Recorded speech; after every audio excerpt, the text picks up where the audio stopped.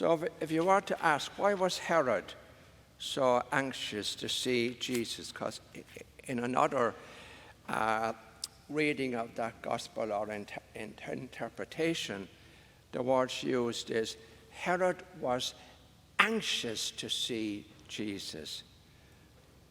Who among us here this morning could say, I am anxious to see Jesus? Because we'll put off wanting to meet him or see him for as long as we can. Because none of us want to die. But dying means we go back to our real home. Go back to our Father. That's what dying means. We go back to meet with Jesus. Now, to help with that, if you go back to the psalm, and the response to the psalm this morning was,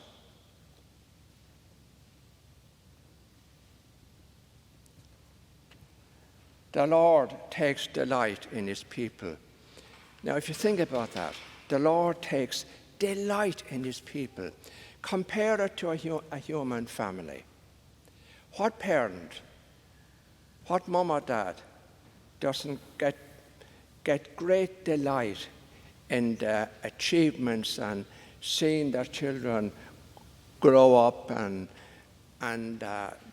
living good lives? What mother or father doesn't take delight in that? Now apply that to God, to our loving Father. And when he sees us trying to do our best and try and be helpful to others and try and live in love, he takes delight in us. It's a lovely way of looking at our faith, to realize God is with us all the time. He's planning ahead. Why? Because he loves us, just like a human parent. What parent doesn't kind of hopefully plan ahead for their children, try and guide them in the right way, and give them? It's heartbreaking. It's absolute heartbreaking. You see it every day on our television screens. For a mother or a father who can't provide for their children. Just imagine if you, as a mom or dad,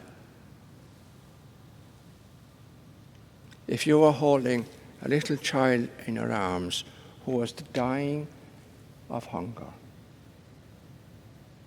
dying from malnutrition. Imagine how that mom or that dad must feel. They would do anything, wouldn't they? To try and help that child. Anything. And that's only very small comparison when we come to God, to Jesus. How much you have no idea. I have no idea how much God cares for me. But I try every day to believe that more and more.